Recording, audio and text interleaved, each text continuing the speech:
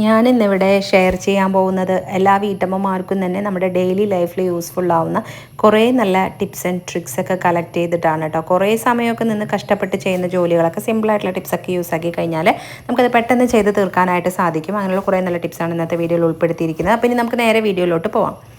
അപ്പോൾ ആദ്യത്തെ ഒരു ടിപ്സല്ല, ഒരു റെസിപ്പിയാണ് കേട്ടോ. ഞാനിവിടെ നേന്ത്രവാഴയ്ക്ക എടുത്തിട്ടുണ്ട്. അത് ശരിക്കും നല്ല മൂത്ത നേന്ത്രക്കായാണ് കേട്ടോ. പച്ച നേന്ത്രക്കായ എടുത്തിട്ടുണ്ട്. അതിൽ നമുക്കൊന്ന് തോല് കളഞ്ഞെടുക്കാം. അതിന് മുമ്പ് നമ്മളൊരു പാത്രത്തിൽ വെള്ളം എടുത്ത് അതിലേക്ക് ഉപ്പും അതുപോലെ കുറച്ച് മഞ്ഞൾപ്പൊടി ഇട്ട് നല്ല പോലെ തന്നെ ഒന്ന് മിക്സ് ചെയ്ത് വെക്കാം കേട്ടോ. എന്നിട്ട് നമ്മൾ ഇതിൻ്റെ തോല് പെട്ടെന്ന് തന്നെ നമുക്ക് കളയാനായിട്ട് സാധിക്കും. ഇതുപോലെ ഒന്ന് വരഞ്ഞു കൊടുത്തിട്ട് നമ്മൾ ജസ്റ്റ് ഇങ്ങനെ ആക്കി കഴിഞ്ഞാൽ നല്ല മൂത്ത കായാണെന്നുണ്ടെങ്കിൽ നമുക്ക് പെട്ടെന്ന് തന്നെ ആ ഒരു തോല് നമുക്ക് റിമൂവ് ചെയ്തെടുക്കാനായിട്ട് സാധിക്കും കേട്ടോ. ഈ ഒരു തോല് നമ്മൾ ശരിക്കും പറയുകയാണെങ്കിൽ കളയാതെ ഇത് നമുക്ക് തോരൻ ഉണ്ടാക്കാനായിട്ട് സാധിക്കും. നല്ല ടേസ്റ്റുമാണ് കേട്ടോ. പച്ച നേന്ത്രക്കായുടെ തോല് നമ്മൾ തോരനാക്കുകയാണെന്നുണ്ടെങ്കിൽ നമ്മൾ വാഴയ്ക്കൊക്കെ വെക്കുന്നതിനേക്കാളൊക്കെ നല്ല ടേസ്റ്റും ആയിരിക്കും, അതുപോലെ നല്ല ഹെൽത്തിയുമാണ് കേട്ടോ. അപ്പോൾ നമ്മളിതാ ഇതുപോലെ ഒന്ന് തോല് കളഞ്ഞിട്ടുണ്ട്. തോല് കളഞ്ഞ ഉടനെ തന്നെ നമ്മളത് ഈ ഒരു മഞ്ഞ വെള്ളത്തിലിടണം, അല്ലെങ്കിൽ അത് കറയായിട്ട് ഒരു കറുപ്പ് കളറ് അതിൻ്റെ കറ പിടിക്കാൻ സാധ്യതയുണ്ട്.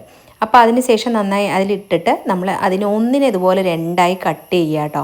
കട്ട് ചെയ്തിട്ട് ഇപ്പോൾ ഇതാ നമ്മൾ ഈ വീഡിയോയിൽ കാണുന്ന ഒരു കനത്തിൽ നമ്മളൊന്ന് കട്ട് ചെയ്തെടുക്കുക. ഒരുപാട് കനത്തിലും വേണ്ട, ഈ ഒരു പരുവത്തിൽ നമ്മൾ ഈ ഒരു വാഴക്കനെ മുഴുവനായി തന്നെ കട്ട് ചെയ്യുക. കട്ട് ചെയ്ത ഉടനെ തന്നെ നമ്മൾ ആ ഒരു വെള്ളത്തിൽ തന്നെ ഇടാനായിട്ട് ശ്രദ്ധിക്കുക കേട്ടോ. അല്ലെങ്കിൽ പിന്നെ ഇതിനും അതുപോലെ കളറ് മാറാൻ, കറൻ്റെ ആ ഒരു കളർ വന്നു കഴിഞ്ഞാൽ പിന്നെ ഒരു കാണാൻ തന്നെ ഒരു ഭംഗി ഉണ്ടാവില്ല. അപ്പോൾ നമ്മളിതിന് ഈ ഒരു കനത്തിൽ വേണം നമ്മളിതിനൊന്ന് കട്ട് ചെയ്തെടുക്കാനായിട്ട്. നമുക്കിത് ആ ഒരു വെള്ളത്തിലേക്ക് നമുക്ക് ഇട്ട് കൊടുക്കാം. ഇനി ഇതുപോലെ തന്നെ എല്ലാം നമ്മളൊന്ന് മുറിച്ചെടുത്തിട്ട് വരാം കേട്ടോ. മുറിച്ചെടുത്തതിന് ശേഷം നന്നായി ഇതിനൊന്ന് കഴുകിയെടുക്കുക. 2-3 വട്ടം നന്നായി ഒന്ന് കഴുകി ഈ വെള്ളത്തിൻ്റെ കളർ മാറുന്നത് വരെ ഒന്ന് നന്നായി ഒന്ന് കഴുകിയതിന് ശേഷം നമ്മളിതിനൊരു അരിപ്പയിലോട്ടിട്ടിട്ട് അതിൻ്റെ വെള്ളം മുഴുവനായി തന്നെ നമ്മളൊന്ന് വാരാൻ വയ്ക്കുക. വാരാൻ വെച്ചതിന് ശേഷം നമ്മളൊരു ചീനച്ചട്ടി അടുപ്പത്തേക്ക് വെച്ചിട്ടുണ്ട്. അതിലേക്ക് വെളിച്ചെണ്ണ തന്നെ എടുക്കുക കേട്ടോ. വെളിച്ചെണ്ണ എടുത്തിട്ട് ഈ ഒരു നേന്ത്രക്കായനെ നമ്മൾ അരിപ്പയിലോട്ട് വെച്ചിരിക്കുന്നത് അതുകൊണ്ട് നമ്മളിതിനൊന്ന് വറുത്തെടുക്കാം. ആദ്യം നല്ല രീതിയിൽ തന്നെ എണ്ണ ചൂടായി ഹൈ ഫ്ലെയിമിൽ തന്നെ വെച്ചിട്ട് വേണം നമ്മൾ ഈ ഒരു വാഴയ്ക്ക അതിലേക്ക് ഇടാനായിട്ട്. എന്നിട്ട് നമ്മളതിനെ നന്നായി തന്നെ ഒന്ന് വറുത്തെടുക്കാം. ഇത് ഇത്തിരി കുറച്ച് സമയം കഴിഞ്ഞ് കഴിഞ്ഞാൽ പിന്നെ നമ്മളിതിനെ ഫ്ലെയിം ലോ ടു മീഡിയം ഫ്ലെയിമിലാക്കിയിട്ട് വേണം ഇത് വറുത്ത് കോരിയെടുക്കാനായിട്ട്. അല്ലെങ്കിൽ പുറമൊക്കെ നല്ലപോലെ തന്നെ ക്രിസ്പി ആയിരിക്കും, പക്ഷേ അതിനകം അങ്ങനെ അങ്ങ് വെന്തിട്ടുണ്ടാവില്ല, അപ്പോൾ മൂപ്പായിട്ടുണ്ടാവില്ല കേട്ടോ. അപ്പോൾ നമ്മളിത് അതിനെ ഇതുപോലെ ഒന്ന് ഈ ഒരു കളറാവുന്നത് വരെ ഒന്ന് വറുത്തെടുക്കാം. പെട്ടെന്ന് തന്നെ ആവും കേട്ടോ. എന്നിട്ട് നമ്മളിത് എണ്ണയിൽ നിന്ന് തന്നെ ഒന്ന് കോരി മാറ്റാം കേട്ടോ. അപ്പോൾ ഓണത്തിൻ്റെ ഒരുക്കങ്ങളൊക്കെ എല്ലാവരും തുടങ്ങിയിട്ടുണ്ടാവില്ലേ. അപ്പോൾ നമ്മൾ ഓണസദ്യയിൽ ഒഴിച്ചുകൂടാൻ പറ്റാത്ത ഒന്നാണ് ശർക്കര ഉപ്പേരി. അതാണ് ഇപ്പോൾ ഞാനിവിടെ ഉണ്ടാക്കുന്നത് കേട്ടോ. അപ്പോൾ അതാ നമ്മൾ നല്ല ക്രിസ്പി ആയി തന്നെ നമ്മൾ ഫ്രൈ ചെയ്തെടുത്തതിനെ മാറ്റി വയ്ക്കുന്നുണ്ട്. ഇനി ഒരു പാൻ എടുത്തിട്ടുണ്ട്. അടിക്കട്ടിയുള്ള ഒരു പാനിലേക്ക് ഇതുപോലെ ഈ ഒരു തവിയിൽ നമ്മൾ ഒരു 1/4 അരി എടുത്തിട്ടുണ്ട്. ഏത് അരിയാണെന്നുണ്ടെങ്കിലും കുഴപ്പമില്ല. ഇതിനെ നമ്മൾ ചൂടായ ചീനച്ചട്ടിയിലിട്ടിട്ട് നമ്മളൊന്ന് വറുത്തെടുക്കണം കേട്ടോ. അപ്പോൾ അടി കട്ടിയുള്ള ചീഞ്ചട്ടി തന്നെ എടുക്കാനായിട്ട് ശ്രദ്ധിക്കുക. അത് അപ്പോൾ ഇതുപോലെ തന്നെ നല്ലോണം പെട്ടെന്ന് തന്നെ നമുക്കിതിനൊന്ന് വറുത്തെടുക്കാൻ പറ്റും. വറുത്തെടുത്ത ശേഷം നമുക്കൊന്ന് നല്ല പൊരിഞ്ഞ് വന്നു കഴിഞ്ഞാൽ നമുക്കിത് ഫ്ലെയിം ഓഫാക്കി കൊടുക്കാം. എന്നിട്ട് നല്ലോണം ചൂടാറിയതിന് ശേഷം നമുക്കിതിനൊന്ന് മിക്സിയുടെ ജാറിലേക്ക് ഇട്ട് കൊടുക്കാം കേട്ടോ. എന്നിട്ട് നമ്മളിതിൻ്റെ കൂടെ പിന്നെ അടുത്തതായിട്ട് ചേർക്കുന്നത് പഞ്ചസാരയാണ്. നമ്മൾ അളവ് പറയുകയാണെങ്കിൽ ഒരു 1.5 ടേബിൾ സ്പൂണോളം പഞ്ചസാര നമ്മളിത് ഇതിലേക്ക് ഇട്ട് കൊടുക്കുന്നുണ്ട് കേട്ടോ. ഇട്ട് കൊടുത്തതിന് ശേഷം പിന്നെ നമ്മളിതിലേക്ക് കുറച്ച് ജീരകം, നല്ല ജീരകം ഇട്ട് കൊടുക്കുന്നുണ്ട്. പിന്നെ കുരുമുളക് ഉണ്ടെങ്കിൽ അങ്ങനെ ഇടാം, അല്ലെങ്കിൽ കുരുമുളക് പൊടിയാണെങ്കിൽ 1/4 ടീസ്പൂണിലും താഴെയായിട്ട് കുരുമുളക് പൊടി ഇട്ട് കൊടുക്കാം.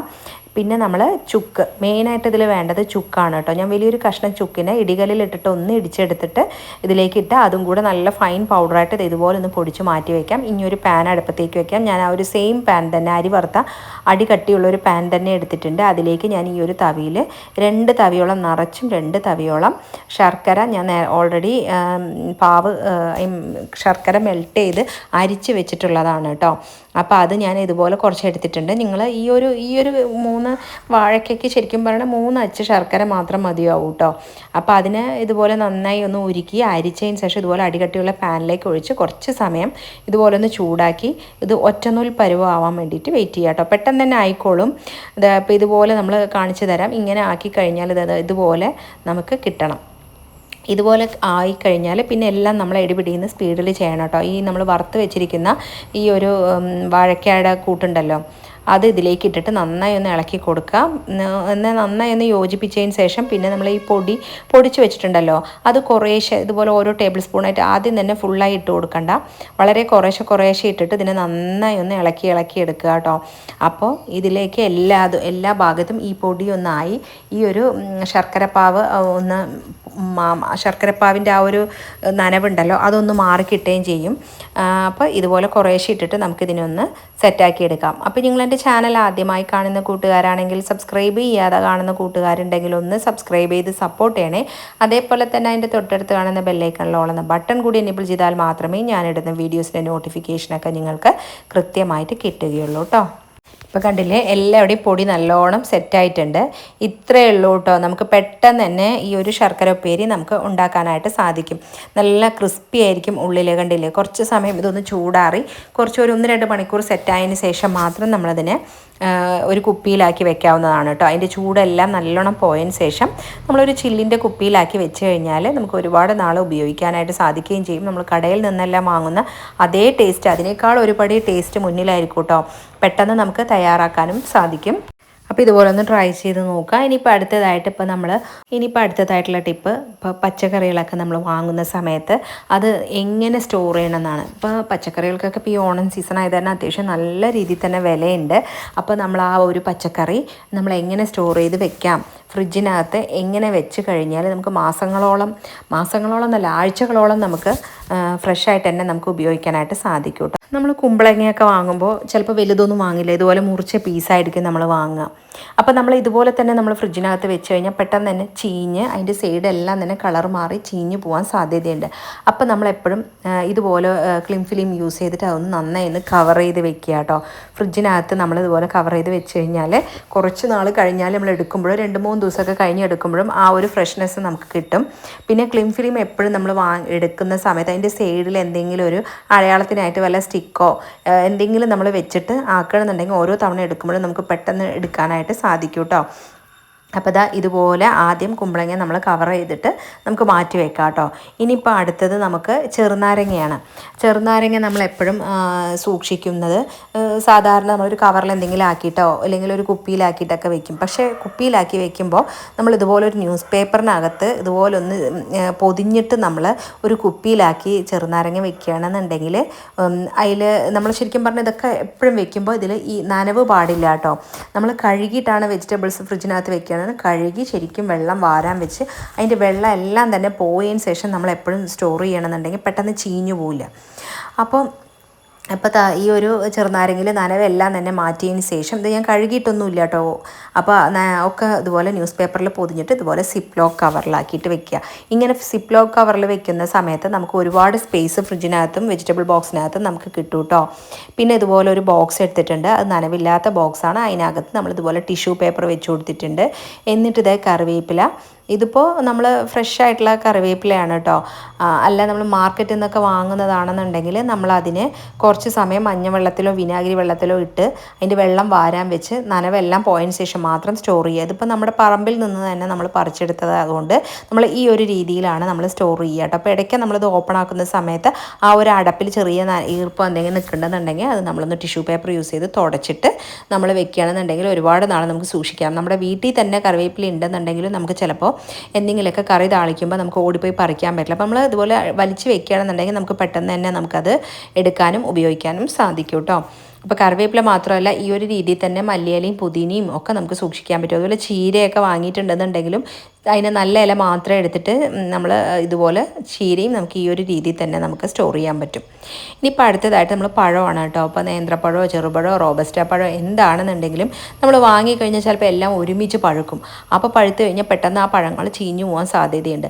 അപ്പോൾ നമ്മളെല്ലാം പെട്ടെന്ന് പഴുത്ത് പോകാതിരിക്കാനായിട്ട്, ഒരേ സമയം പഴുക്കാതിരിക്കാനായിട്ട് ഈ പഴത്തിൻ്റെ ആ ഒരു തണ്ടിൻ്റെ ഭാഗം ഉണ്ടല്ലോ അവിടെ നമ്മളിതുപോലെ ന്യൂസ് പേപ്പർ ആക്കിയിട്ട് വെച്ച് കൊടുക്കുക കേട്ടോ. തിരിച്ച് വെച്ച് കൊടുക്കുക. അല്ലെങ്കിൽ നിങ്ങളുടെ കയ്യിൽ ബട്ടർ പേപ്പർ ഉണ്ടെങ്കിൽ അതെടുക്കാം. അല്ലെങ്കിൽ സിൽവറിൻ്റെ ഫോയിൽ പേപ്പർ ഉണ്ടെന്നുണ്ടെങ്കിൽ അതുകൊണ്ട് നമ്മൾ ആക്കി വെച്ചാലും മതി. അങ്ങനെ ചെയ്യുമ്പോൾ നമുക്ക് പഴങ്ങളെല്ലാം തന്നെ പെട്ടെന്ന് ഒരുമിച്ച് പഴുക്കില്ല കേട്ടോ. അതുപോലെ ഇപ്പോൾ കുറച്ച് ദിവസം നമുക്ക് ഈ ഫ്രഷ് ആയിട്ട് തന്നെ ഉപയോഗിക്കാനും സാധിക്കും. ഇപ്പോൾ അത് കോവയ്ക്ക ഞാൻ എടുത്തിട്ടുണ്ട്. അത് നമ്മളിതുപോലെ വിനാഗിരി ഒഴിച്ചിട്ടുള്ള വെള്ളത്തിൽ വിനാഗിരി ഒഴിച്ചിട്ട് അതിൽ കുറച്ച് സമയം നമ്മളിതുപോലെ മുക്കി വെക്കുന്നുണ്ട്. അപ്പോൾ ഒരു അരമണിക്കൂറൊക്കെ അങ്ങനെ ഇരുന്ന് കഴിഞ്ഞാൽ അതിൽ വിഷാംശം ഉള്ളതെല്ലാം നമുക്ക് പോയി കിട്ടും കേട്ടോ. ഇനിയിപ്പോൾ അടുത്തത് നമ്മൾ ചെറിയുള്ളിയാണ്. ചെറിയുള്ളി ഇതുപോലത്തെ ചെറിയുള്ളി ആണെന്നുണ്ടെങ്കിൽ സവോളയും വെളുത്തുള്ളിയും ഒക്കെ നമുക്ക് ഇതുപോലത്തെ കവറിലാണ് നമുക്ക് കിട്ടാറ്. ഇതിൻ്റെ ഡീറ്റെയിൽ വീഡിയോ ഞാൻ ഇതിന് മുമ്പ് ഇട്ടിട്ടുണ്ട് കേട്ടോ. അപ്പോൾ നമ്മളെപ്പോഴും പൊട്ടിച്ചെടുക്കാതെ നമുക്ക് പെട്ടെന്ന് തന്നെ ആ കവർ എങ്ങനെയാണ് റിമൂവ് ചെയ്തെടുക്കുക എന്നുള്ളതൊക്കെ ഇതിന് മുമ്പിലുള്ള വീഡിയോയിൽ ഞാൻ പറഞ്ഞിട്ടുണ്ടായിരുന്നു. അപ്പോൾ ഈ ഒരു ഇതുപോലെ നമ്മൾ ചെറിയുള്ളി നമ്മൾ ഇട്ടിട്ടുണ്ട്. അതിലെപ്പോഴും അതിന് ചീഞ്ഞ വല്ല ചെറിയുള്ളിയൊക്കെ ഉണ്ടെന്നുണ്ടെങ്കിൽ അതൊക്കെ നമ്മളൊന്ന് മാറ്റുക കേട്ടോ. എന്നിട്ട് പിന്നെ അതിൻ്റെ തോലൊക്കെ കുറച്ച് അവിടെ കിടക്കുന്നുണ്ടാവും. അതെല്ലാം നമ്മൾ സെപ്പറേറ്റ് ചെയ്ത് ഇതുപോലെ ഒരു വട്ടമുള്ള വല്ല കൊട്ടയിലോ എന്തിലെങ്കിലും ആക്കിയിട്ട് ഇങ്ങനെ എയർ തട്ടുന്ന രീതിയിൽ നമ്മൾ വെച്ച് കഴിഞ്ഞാൽ സവോളയൊന്നും പെട്ടെന്ന് കേടുവരികയോ ചീഞ്ഞു പോവുകയോ ഒന്നും ചെയ്യില്ല. ഈ രീതിയിൽ തന്നെ നമുക്ക് സവോള ആണെന്നുണ്ടെങ്കിലും വെളുത്തുള്ളി ആണെന്നുണ്ടെങ്കിലും ഒക്കെ നമുക്ക് സ്റ്റോർ ചെയ്ത് വെക്കാവുന്നതാണ്. പിന്നെ നമ്മൾ ഉരുളക്കിഴങ്ങൊന്നും സാധാരണഗതിയിൽ ഫ്രിഡ്ജിനകത്ത് വെക്കാറില്ല. അതും ഇതുപോലെ തന്നെ നമ്മൾ ഒരുപാട് ഇടുങ്ങിയ പാത്രത്തിലല്ലാണ്ട് ഇങ്ങനെ പരന്ന പാത്രത്തിൽ നമ്മൾ വെക്കുകയാണെന്നുണ്ടെങ്കിൽ പെട്ടെന്ന് ചീഞ്ഞു പോകാനൊന്നും സാധ്യത കുറവാണ്. ഇനിയിപ്പോൾ കൊത്തവരയും ഞാൻ ഇതുപോലെ തന്നെ വിനാഗിരി ഒഴിച്ച വെള്ളത്തിൽ നമ്മൾ കൊത്തവര ഇട്ട് വെക്കുന്നുണ്ട് കേട്ടോ. അപ്പോൾ ഇതൊക്കെ ഞാൻ കൊത്തവരയാണെന്നുണ്ടെങ്കിലും കോവയ്ക്കയാണെന്നുണ്ടെങ്കിലും നമ്മൾ വെള്ളത്തിലിട്ട് വെച്ചിട്ടുണ്ടല്ലോ, ഇത് നമ്മൾ മുറിച്ച് സ്റ്റോർ ചെയ്ത് വെക്കാൻ വേണ്ടിയിട്ടാണ് കേട്ടോ. ഇങ്ങനെ നേരത്തെ ചെയ്ത് വെക്കുന്നതുകൊണ്ട് നമുക്ക് ഒരുപാട് സമയവും പണിയും ഒക്കെ ലാഭിക്കാനായിട്ടൊക്കെ സാധിക്കും. ഇനിയിപ്പോൾ അടുത്തത് നമ്മളിതുപോലെ ഒരു ബോക്സ് എടുത്തിട്ടുണ്ട്. ആ ബോക്സിലും നമ്മൾ നനവില്ലാതെ വേണം എടുക്കാനായിട്ട്. നല്ലോണം തുടച്ച് അതിനകത്ത് ടിഷ്യൂ പേപ്പർ വെച്ചിട്ട് നമ്മൾ ക്യാരറ്റ് സൂക്ഷിക്കാനാണ് കേട്ടോ. അപ്പോൾ എനിക്ക് കുറച്ച് മുമ്പ് ഒരു കമൻറ്റ് വന്നിട്ടുണ്ടായിരുന്നു, ക്യാരറ്റ് എങ്ങനെ നമുക്ക് ഫ്രഷായിട്ട് കേടുകൂടാതെ സൂക്ഷിക്കാൻ പറ്റും എന്നുള്ളത് ഒന്ന് പറഞ്ഞു തരുമോ എന്ന് ചോദിച്ചിട്ടുണ്ടായിരുന്നു. അപ്പോൾ നമ്മൾ ക്യാരറ്റ് എപ്പോഴും നമ്മൾ വാങ്ങിക്കഴിഞ്ഞാൽ അതിൻ്റെ ആ ഒരു തണ്ട് ഭാഗം ഉണ്ടല്ലോ, ആ ഭാഗം അതിൽ രണ്ട് സൈഡും നമ്മളൊന്ന് കട്ട് ചെയ്യുക കേട്ടോ. കട്ട് ചെയ്തിട്ട് നമ്മൾ സൂക്ഷിക്കുക. തണ്ട് ഭാഗം നമ്മൾ അങ്ങനെ വെക്കുമ്പോഴാണ് പെട്ടെന്ന് ആ ഒരു ഭാഗത്ത് നിന്നാണ് കൂടുതലായിട്ട് ചീഞ്ഞ് വരാനൊക്കെ ക്യാരറ്റ് കേട് വരാൻ സാധ്യത. അപ്പോൾ ഇതുപോലെ നമ്മളിതാ അതിൻ്റെ രണ്ട് ഭാഗവും കട്ട് ചെയ്തിട്ട് നമ്മളിതുപോലെ ഒരു ബോക്സിലാക്കിയിട്ട് നമ്മൾ സ്റ്റോർ ചെയ്യണം. ബാക്കിയുള്ളതും അതുപോലെ രണ്ട് വശവും ഇതുപോലെ കട്ട് ചെയ്തിട്ടുണ്ട്. എന്നിട്ട് നമ്മൾ സിപ്ലോ കവറിലാക്കിയിട്ട് അതും നമ്മൾ സ്റ്റോർ ചെയ്യണം കേട്ടോ. അപ്പോൾ നമ്മൾ ക്യാരറ്റ് ഇപ്പോൾ സലാഡൊക്കെ ആക്കാൻ വേണ്ടിയിട്ടാണ് ഇവിടെ ഞാൻ ക്യാരറ്റ് വാങ്ങിച്ചിരിക്കുന്നത്. അപ്പോൾ 1 കിലോളം ക്യാരറ്റ് നമ്മളിതാ വാങ്ങിയിട്ടുണ്ട് കേട്ടോ. അപ്പോൾ നമ്മളിത് ഇതുപോലെ സിപ്ലോ കവറിലും ഇതുപോലെ ബോക്സിലും ആക്കിയിട്ട് നമുക്ക് സ്റ്റോർ ചെയ്യാവുന്നതാണ്. അപ്പോൾ പിന്നെ സിപ്ലോ കവറിൽ നമ്മൾ എയർ കളഞ്ഞിട്ട് വേണം നമ്മളത് കറക്റ്റ് ആക്കാൻ കേട്ടോ. അല്ലെങ്കിൽ അങ്ങനെ വല്ല വീർത്തിരുന്നിട്ട് നമുക്ക് ഒരുപാട് സ്പേസ് നഷ്ടപ്പെടും നമുക്ക് ഫ്രിഡ്ജിനകത്ത്. ഇനിയിപ്പോൾ നമ്മൾ വഴുതിരിങ്ങി ഉണ്ടല്ലോ, വഴുതിരിങ്ങിയും ഇപ്പോൾ അതുപോലെ വലിയ സിപ്ലോ കവർ ഉണ്ടെന്നുണ്ടെങ്കിൽ അതിനകത്ത് ആക്കി വെക്കാം. ഞാനിപ്പോൾ അത് നല്ലൊരു കവറിലാണ് ആക്കി വെക്കുന്നത്. അപ്പോൾ ഞാനിത് ഒരുപാട് നാൾ വെക്കത്തില്ല, പിറ്റേന്ന് തന്നെ എടുക്കാനുള്ളതാണ് കേട്ടോ.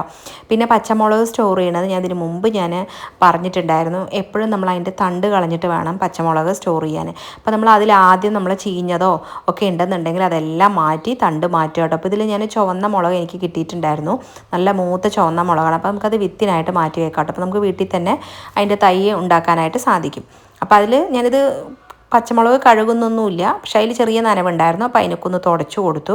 ടവൽ കൊണ്ട് ഒന്ന് തുടച്ചിട്ട് നമ്മൾ ഇതുപോലെ ഒരു ടിഷ്യൂ പേപ്പർ, ഒരു ബോക്സിനകത്ത് ടിഷ്യൂ പേപ്പർ വെച്ചിട്ട് ഇതും ആ ഒരു രീതിയിൽ തന്നെ നമുക്ക് പച്ചമുളക് സ്റ്റോർ ചെയ്ത് വെക്കാൻ പറ്റും. ഈ ഒരു പച്ചമുളക് ഈ ഒരു രീതിയിൽ സ്റ്റോർ ചെയ്യുമ്പോൾ നമുക്ക് ഒരുപാട് നാൾ ഉപയോഗിക്കാം കേട്ടോ. അല്ലെങ്കിൽ ഒരുപാട് പച്ചമുളക് നമ്മുടെ ചീഞ്ഞു പോകാനൊക്കെ സാധ്യതയുണ്ട്. അതിൻ്റെ തണ്ട് മാറ്റിയിട്ട് നമ്മൾ എന്തും സ്റ്റോർ ചെയ്യണമെന്നുണ്ടെങ്കിൽ നമുക്ക് എപ്പോഴും ഫ്രഷായി തന്നെ ഉപയോഗിക്കാൻ പറ്റും. ഇനിയിപ്പോൾ അടുത്തതായിട്ട് നമ്മൾ ഇഞ്ചിയാണ് കേട്ടോ. ഇഞ്ചി നമ്മളത് കഴുകുന്നൊന്നുമില്ല, കഴുകുകയാണെന്നുണ്ടെങ്കിൽ കഴുകി അതിന് മണ്ണെല്ലാം കളഞ്ഞ് നമ്മളൊന്ന് വെയിലത്ത് വെച്ച് ഒന്ന് ജസ്റ്റ് ഉണക്കിയിട്ട് നമുക്ക് വെക്കുന്നതാണ് ഏറ്റവും നല്ലത്. ഇപ്പോൾ ടൈം ഇല്ലാത്തത് കൊണ്ട് നമ്മൾ ജസ്റ്റ് ഒന്ന് തട്ടിക്കുടഞ്ഞിട്ട് ഇതുപോലെ ഒരു ന്യൂസ് പേപ്പറിനകത്തേക്ക് ഇട്ടിട്ട് ഒന്ന് തിരിച്ചു കൊടുക്കുന്നുണ്ട് കേട്ടോ. അതിൽ നനവൊന്നുമില്ല. അപ്പോൾ നമ്മളിതിങ്ങനെ വെക്കുന്നത് കൊണ്ട് ടിഷ്യൂ പേപ്പർ ആണെന്നുണ്ടെങ്കിൽ ടിഷ്യൂ പേപ്പർ മതിയാവും.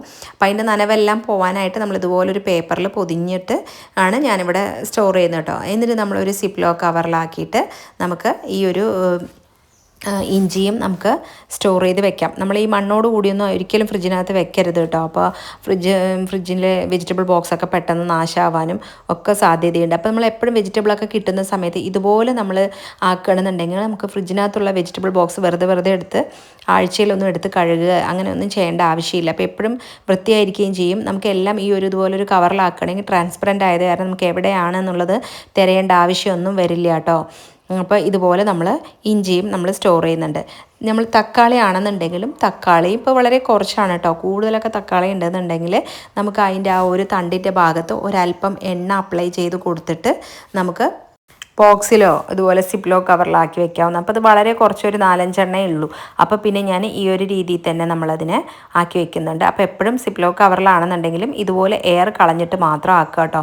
അപ്പോൾ നമുക്ക് ഒരുപാട് സ്പേസ് നമുക്ക് ലാഭിക്കാൻ പറ്റും. ഇനിയിപ്പോൾ കുറച്ച് വെള്ളമുളകുണ്ട്, അതും ഈ ഒരു രീതിയിൽ അതിൻ്റെ ചീഞ്ഞതെല്ലാം മാറ്റി അതിൻ്റെ തണ്ട് എല്ലാം കളഞ്ഞ് അതും നമുക്ക് നേരത്തെ പറഞ്ഞ രീതിയിൽ തന്നെ കവറിലാക്കി സ്റ്റോർ ചെയ്യാം കേട്ടോ. അപ്പോൾ ഇതാ ഇതുപോലെ നമ്മൾ ആക്കിയിട്ടുണ്ട്. അതിൻ്റെ എയർ കളഞ്ഞിട്ട് നമ്മൾ ഇതുപോലെ ഒന്ന് മടക്കി കൊടുത്ത് നമുക്കിതിനൊന്ന് സ്റ്റോർ ചെയ്യാവുന്നതാണ്. അപ്പോൾ ഇതെല്ലാം നമ്മൾ ആക്കിയിട്ടുണ്ട്. ഇനി നമുക്കിത് ഫ്രിഡ്ജിനകത്ത് വെക്കുകയാണെന്നുണ്ടെങ്കിലും നല്ല ഫ്രിഡ്ജിനകത്ത് ബോക്സ് നല്ല വൃത്തിയായി തന്നെ ഇരിക്കും. കണ്ടില്ലേ, ഇതുപോലെ നമുക്ക് വെച്ച് കഴിഞ്ഞാൽ ഓരോ സാധനങ്ങൾ നമുക്ക് പെട്ടെന്ന് എടുക്കാൻ പറ്റും. നമ്മൾ ആദ്യം എടുക്കുന്ന സാധനങ്ങളെല്ലാം അടുത്തടുത്തായിട്ട് ഫ്രണ്ടിലേക്കായിട്ട് വെച്ച് കഴിഞ്ഞാൽ നമുക്ക് പെട്ടെന്ന് തന്നെ നമുക്ക് എടുക്കാൻ പറ്റും കേട്ടോ. അപ്പോൾ നമ്മൾ വെജിറ്റബിൾസൊക്കെ വാങ്ങുന്ന സമയത്ത് ഇപ്പോൾ ഓണം ടൈമൊക്കെയാണ്, എല്ലാവരും പച്ചക്കറി വാങ്ങും. അപ്പോൾ വാങ്ങുന്ന സമയത്ത് ഇതുപോലെയൊക്കെ നമ്മളൊന്ന് സ്റ്റോർ ചെയ്ത് വെക്കുകയാണെന്നുണ്ടെങ്കിൽ നമുക്ക് പണി ഒത്തിരി ലാഭിക്കാൻ പറ്റും. പിന്നെ സാമ്പാറൊക്കെ നമ്മൾ വെക്കുകയാണെന്നുണ്ടെങ്കിൽ സാമ്പാറിനുള്ള കഷ്ണങ്ങൾ മാത്രം സെപ്പറേറ്റ് ചെയ്ത് മുറിച്ച് ഓരോ തവണ എടുക്കേണ്ട ആ ഒരു കൂട്ട് കറക്റ്റാക്കിയിട്ട് നമ്മൾ വെക്കുക. അതുപോലെ അവിയലിനുള്ളത് എല്ലാം മുറിച്ച് നമ്മളിതുപോലെ കവറിലാക്കി വെക്കുകയാണെന്നുണ്ടെങ്കിൽ നമുക്ക് ഒത്തിരി പണി ലാഭിക്കാനും സമയം ലാഭിക്കാനും ഒക്കെ സാധിക്കും കേട്ടോ. പിന്നെ ഫ്രൂട്ട്സ് ഉണ്ട്. ഫ്രൂട്ട്സ് നമ്മൾ ഇതുപോലെ തന്നെ നമ്മൾ ഫ്രിഡ്ജിനകത്ത് വെക്കുകയാണെന്നുണ്ടെങ്കിൽ വെക്കാം, അല്ലെങ്കിൽ നമ്മൾ പുറത്ത് വെച്ചാലും ഇത് പെട്ടെന്ന് അങ്ങ് കേടൊന്നും വന്ന് പോവില്ല കേട്ടോ. അപ്പോൾ നിങ്ങൾ ഇതുപോലെ ഒന്ന് ട്രൈ ചെയ്ത് നോക്കുക. ഇനി ഇതേപോലെ തന്നെ അടുത്ത നല്ലൊരു ഇൻട്രസ്റ്റിംഗ് ആയിട്ടുള്ള വീഡിയോയിൽ കാണുന്നതുവരേക്കും ബൈ.